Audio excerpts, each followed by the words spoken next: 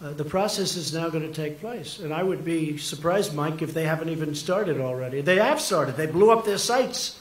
They blew up their testing site.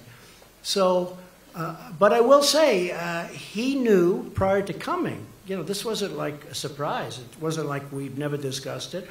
We discussed it. Mike discussed it very strongly with his counterpart in North Korea. They knew that this was, let's say they didn't agree to that, I couldn't sign any agreement. There was no agreement that could have been signed. So they understood that. And it wasn't a big point today because really this had been taken care of more than any other thing because it was all about this. This has been taken care of before we got here. So when we brought that up today, you see the language, it's very strong. It's in the document. Yes, ma'am. As far as what he has, it's substantial, very substantial. The timing will go quickly. I believe you'll see some good action. I mean, as an example, one of the things with the missile set, I think you're probably surprised to hear that. That was a throw-in at the end, the missile set. But I really believe, David, that it's going to go very quickly. I really believe that it's going to go fast. And it is a very substantial arsenal. There's no question about it. You know, I used to say, maybe it's all talk and no action. But we have pretty good intelligence into that, although probably less there than any other country. You understand that maybe better than anybody in the room. Probably less there than any other country. But we have enough intelligence to know that what they have is very substantial. This is why, David, I always say that this shouldn't have taken place so late into the process. Wouldn't this have been better if it was 5 years ago or 20 years ago or 15 years ago and we didn't have to worry about not having a successful meeting like today? I just wanted to find out, you described this as a process. What is the immediate next step? Is there some ongoing dialogue? Yes. Oh, we're getting together next week to go into the details.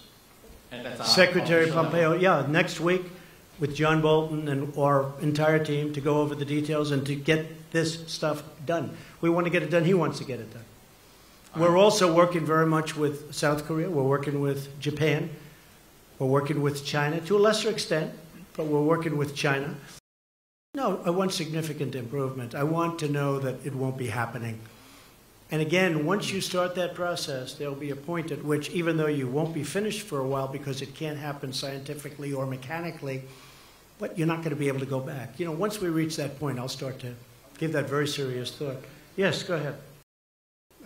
We'll probably need another summit. We'll probably need, or meeting, we could use a different term, but we'll probably need another one. I will say this, we're much further along than I would have thought. I did not think we'd be here. I thought, and I've told people, I didn't want to build up people's hopes too much. I told people, I thought that this would be a successful meeting if we got along, we developed a relationship, and we could have maybe gotten to this point in 3 or 4 months from now. But it really happened very quickly. A lot of that was because of the foundation that was, you know, put down before we met. A lot of things happened very fast. We didn't have, as an example, bringing back the remains. That was not one of the things that was on our agenda today. I brought it up at the very end because so many people had talked to me about it. And I brought it up at the very end, and he was really very gracious. Instead of saying, well, let's talk about it the next time, he said, it makes sense, we will do it. And he knew, you know, they know where many of those incredible people are, where they're buried, along roads, along highways, along paths, usually, because our soldiers were moving back and forth and they had to move rapidly.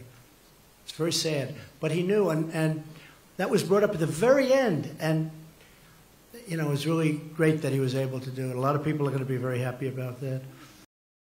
As an example, they have great beaches. You see that whenever they're exploding their cannons into the ocean, right? I said, boy, look at that. Wouldn't that make a great condo behind?